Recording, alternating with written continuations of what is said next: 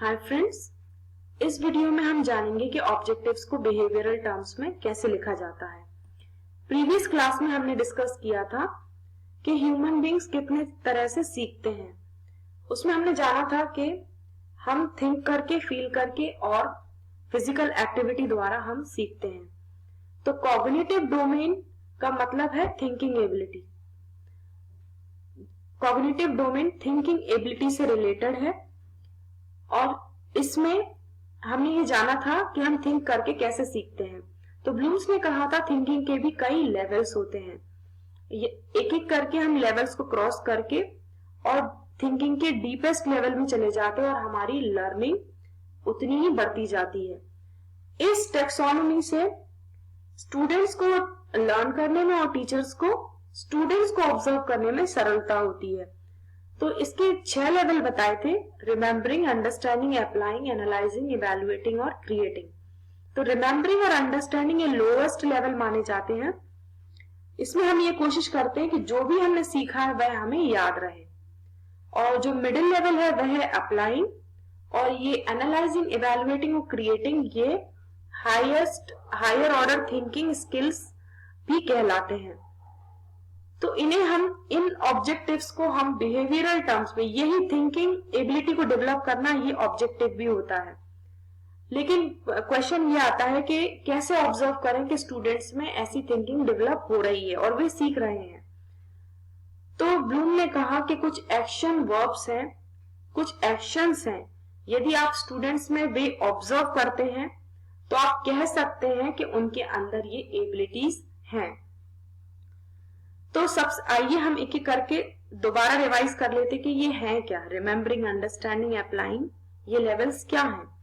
सबसे पहले आता है रिमेम्बरिंग। इसका मतलब है जो भी इंफॉर्मेशन हमने रिसीव की है उसको हम लंबे समय तक अपनी मेमोरी में स्टोर कर पा रहे हैं और यह रजिस्टर कर पा रहे हैं, और जब भी जरूरत हो वह हम अपनी लॉन्ग टर्म मेमोरी से रिट्रीव कर सकते हैं। तो पहला लेवल है रिमेम्बरिंग। यहां पर प्रीवियसली लर्न्ड मटेरियल को हम रिकॉग्नाइज कर पाते, पहचान पाते हैं, या फिर उसे हम रिकॉल कर पाते हैं। दूसरा आता है अंडरस्टैंडिंग। इसमें जो भी इंफॉर्मेशन हमने रिसीव की है उसको अपने शब्दों में समझने की कोशिश करते हैं, उसमें कुछ अर्थ ढूंढने की कोशिश करते हैं। तो ये दूसरा लेवल है, ये दोनों लोएस्ट लेवल है। अब हम जानते हैं अप्लाइंग को।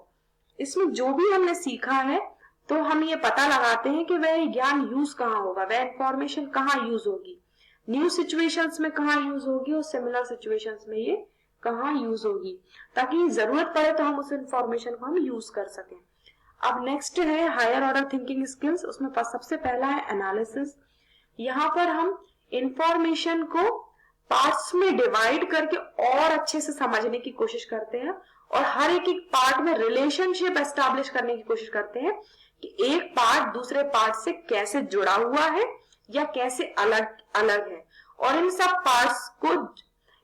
पार्ट्स का इंपॉर्टेंस क्या है, इन सब पार्ट्स का मीनिंग क्या है वो हम समझते हैं, और इनको एक स्ट्रक्चर में किस तरह से रखा जा सकता है, किस तरह से रखा गया है। तो उनके बीच में हम रिलेट कर पाते हैं, कंपेयर कर पाते हैं या उनको डिफरेंशिएट कर पाते हैं। अब नेक्स्ट आता है इवैल्यूएटिंग। यहाँ हमने पार्ट्स को ब्रेक करके भी देख लिया, उनके बीच में रिलेशनशिप भी देख ली। अब हम यहाँ पर एक जजमेंट पर पहुंचते हैं कि जो भी हमने सीखा है उसकी इंपॉर्टेंस क्या है, वो क्यों जरूरी है, और उस पर हम अपना जजमेंट या उसको क्रिटिसाइज कर पाते। क्रिटिसाइज का मतलब है कि उसमें से जो नेगेटिव और पॉजिटिव पार्ट्स हैं या फिर उसकी जो मेरिट्स, डीमेरिट्स, इन सबको हम इवैल्यूएट कर पाते हैं। अब नेक्स्ट आता है क्रिएटिंग। यह सबसे हाईएस्ट लेवल माना गया है न्यू ब्लूम्स टैक्सोनॉमी में। यह उस एबिलिटी को बताता है कि हम जो डिफरेंट पार्ट्स हैं उनको जोड़कर कुछ नया बनाने के बारे में सोचते हैं, और यहाँ कुछ न्यू पैटर्न या फिर कुछ न्यू डिजाइन हम डेवलप कर पाते हैं, न्यू प्लान के बारे में हम सोच पाते हैं। तो ये है पूरे 6 लेवल्स। आइए हम देखते हैं, यही हमारे लर्निंग थिंकिंग लेवल के ऑब्जेक्टिव्स भी बन जाते हैं। लेकिन इनको ऑब्जर्व कैसे किया जाए, तो इनको बिहेवियरल टर्म्स में हम लिखना सीखते हैं। पहले सबसे पहला है रिमेम्बरिंग लेवल।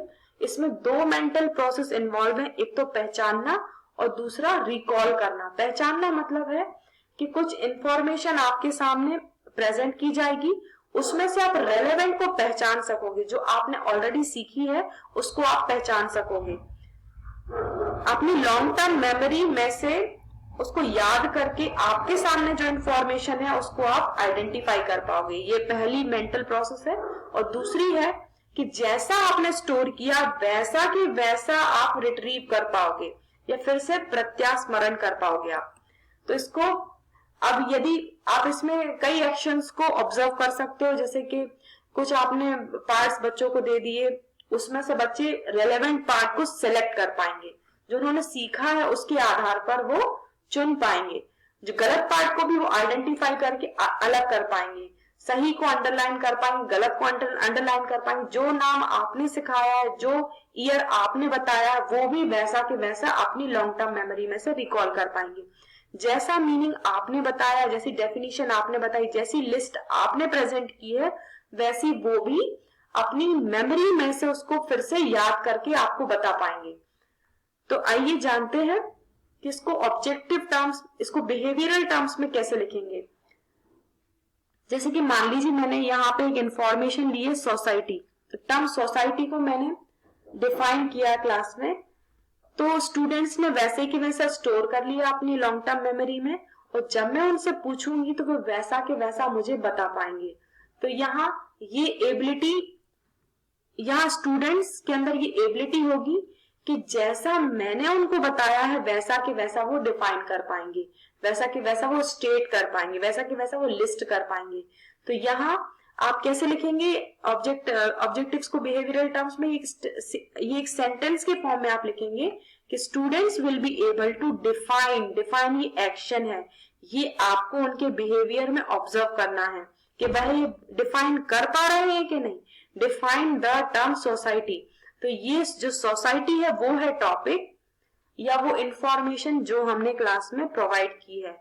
तो मैंने हिंदी और इंग्लिश में दोनों में एक्शन वर्ब्स को लिखा हुआ है।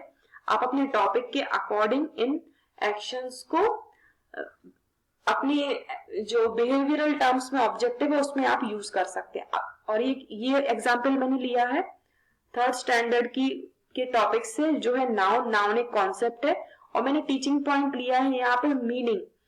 तो मैंने बच्चों को नाउन का मीनिंग सिखाया, तो मैं ये एक्सपेक्ट करूंगी कि स्टूडेंट्स जैसा मैंने मीनिंग बच्चों को सिखाया है वे वैसा के वैसा बोलकर मुझे बता पाएंगे। तो how will I write the objective in behavioural term? Students will be able to state, वो बोल पाएंगे क्या? नाउन का मीनिंग जैसा मैंने बताया था वो मेमोरी में स्टोर करके वैसा के वैसा मुझे बता पाएंगे। यदि वे बता पाते हैं तो ये सिग्निफाई करता है that they have the memorisation ability. Next आता है कॉम्प्रिहेंशन। यहाँ पर स्टूडेंट्स जो भी इंफॉर्मेशन हमने प्रोवाइड की है उसमें से उसको अपने वर्ड्स में उसको समझ पाएंगे। तो ये हम कैसे समझ पाएंगे कि उनके अंदर ये अंडरस्टैंडिंग एबिलिटी है कि नहीं? तो हम पूछ सकते हैं कि जो मीनिंग आपने सीखा उसको अपने शब्दों में कहिए। यदि वो अपने वर्ड्स में उसको उसको बता पा रहा है, दैट मीन्स दे उसके अपने वर्ड्स में वो एक्सप्लेन कर पा रहा है, that means they have the understanding ability, या उनको वह समझ में आ गया। तो कैसे लिखेंगे? Students will be able to explain. यहाँ पर जो एक्शन वर्ब है वह है, एक्शन वर्ड है वह है explain. Explain what? This is the teaching point, that is meaning, and this is the topic society. Explain the meaning of society in their own words. So there are other actions also which you can observe to test their understanding. They are explain, summarize. If they are able to give some other examples of what you have taught, that means that they have understanding ability. So any of this action you can use to check their understanding. But in this way you have to write the objective in behavioral terms. Now let's know application. Application में यदि उनके अंदर application ability है तो वह जो भी knowledge उन्होंने रिसीव किया, जो भी उन्होंने समझा है, उसको जब जरूरत पड़ेगी उसको वह अप्लाई कर पाएंगे, वह चेंज कर पाएंगे। यदि आप उनसे बोलेंगे कि इसका रूप परिवर्तन करके दिखाइए, इस क्वेश्चन को दूसरे मेथड से करके दिखाइए, then they will be able to do. आप उनसे कुछ जैसे कैलकुलेट करने को कहेंगे, आपने यदि मान लीजिए 5 + 4 9 बताया है, तो यदि आप कुछ और नंबर देंगे तो वो भी उसको वो कंप्यूट करके बता सकेंगे आपको। उसको मॉडिफाई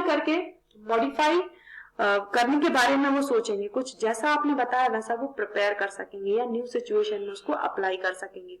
तो ये कोई भी एक्शन आप अपने टॉपिक के अकॉर्डिंग यूज कर सकते हैं। अब लिखेंगे कैसे इसको बिहेवियरल टर्म्स में, like this is an example, student will be able to use conjunction but this is the conjunction but in sentences. If they are able to use this but conjunction, no, then we can say that they have the application ability, मतलब वो सोच पा रहे हैं application के बारे में। तो इनमें से कोई भी एक्शन वर्ड यूज करके आप चेक कर सकते हैं उनकी एप्लीकेशन एबिलिटी को। तो कुछ एग्जांपल्स मैंने यहाँ पर स्क्रीन पे लिखे हैं आपकी अंडरस्टैंडिंग को और डेवलप करने के लिए। अब हम जानते हैं एनालिसिस को। जैसा कि मैंने बताया, यहाँ पर जो भी हमने सीखा है उसको हम और बारीकी से समझते हैं, उनके बीच में कनेक्शंस को जानते हैं। तो यहाँ ये एक एग्जांपल है, students will be able to separate, this is action word here, separate, वो अलग अलग कर पाएंगे relevant and irrelevant parts of the environment. Environment के जो भी रेलेवेंट और इररेलेवेंट पार्ट है, यदि उसको वो सेपरेट कर पा रहे हैं, that means that they have analytical ability. But आपको एक चीज ध्यान रखना है कि एनालिटिकल एबिलिटी चेक करने के लिए आपको कुछ मटेरियल उनके सामने प्रेजेंट करना होगा। The teacher will present a list and ask students to separate the relevant and irrelevant part of the environment. कोई नई सिचुएशन आपको उनको देनी होगी, यदि वह उसमें से भी डिफरेंट पार्ट्स को आइडेंटिफाई कर पा रहे हैं, that means they have the analytical ability. तो और भी एक्शन वर्ड्स इन्वॉल्व होते हैं इसमें, जैसे discriminate, distinguish, differentiate, separate, relate, search, classify, compare. तो इन एक्शंस को यदि आप उनके बिहेवियर में देखते हैं तो आप कह सकते हैं कि उनके अंदर एनालिटिकल थिंकिंग एबिलिटी है। इसके बाद आता है इवैल्यूएट। यहाँ पे जो भी हमने सीखा है उस पर हमारी जजमेंट बन जाती है, हम उसको उसकी वैल्यू या इंपॉर्टेंस को जज कर पाते कुछ स्टैंडर्ड के बेस पे। जो स्टैंडर्ड प्रिंसिपल्स हमने सीखे हैं उसके बेसिस पर हम किसी डिसीजन पर पहुंचते हैं। तो यहाँ पर इसको लिख सकते हैं हम बिहेवियरल टर्म्स में, the students will be able to check, the students will be able to judge the importance of this concept in their real life. The students will be able to find a better solution of the problem. The students will be able to find out the good and bad thing in a topic, something like that you can make. Or students will be able to find out the importance of that topic in their life. तो वो value को यहाँ पर जज कर पाएंगे कि जो भी उन्होंने इंफॉर्मेशन रिसीव की उसकी वैल्यू उनकी लाइफ में क्या है और किस मेथड से और ये मटेरियल से, जो मेथड हमने सीखे, जो मटेरियल हमने यूज किए हैं, उनकी वैल्यू या इंपॉर्टेंस को भी समझ जाएंगे। लास्ट आता है क्रिएट। ये थिंकिंग एबिलिटी का हाईएस्ट फॉर्म माना जाता है। इसमें जो भी हमने ये उस एबिलिटी को बताता है कि हम डिफरेंट पार्ट्स को जोड़कर कोई नए तरीके से जोड़ के कुछ नई चीज हम डेवलप कर सकते हैं, या हम किसी नए प्लान को डेवलप कर सकते, कोई नई चीज हम प्रोड्यूस कर सकते हैं या कंस्ट्रक्ट कर सकते हैं, या फिर हम कुछ ऑल्टरनेटिव सॉल्यूशन पर हम आ सकते हैं किसी प्रॉब्लम के। तो ये मैंने कुछ एग्जांपल्स दिए हैं सभी लेवल्स के। Like first one is the students will be able to list different types of fruits, कि वो डिफरेंट टाइप्स ऑफ फ्रूट्स की लिस्ट बता पाएंगे। फिर अंडरस्टैंडिंग एबिलिटी में हम कह सकते हैं कि students will be able to explain why they are classified as fruit, वो फ्रूट्स क्यों हैं उसको हमें वो एक्सप्लेन कर पाएंगे। तीसरा है अप्लाई, कि वे डायग्राम फेवरेट फ्रूट के पार्ट्स का डायग्राम वो बना पाएंगे।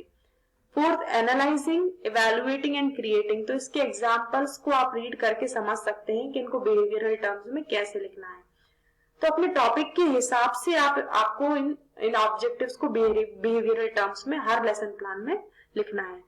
तो और भी मैंने टेलीग्राम पर पोस्ट किए हुए हैं इसके एग्जाम्पल, तो आप उसको पढ़ के समझ सकते हैं। Thank you so much.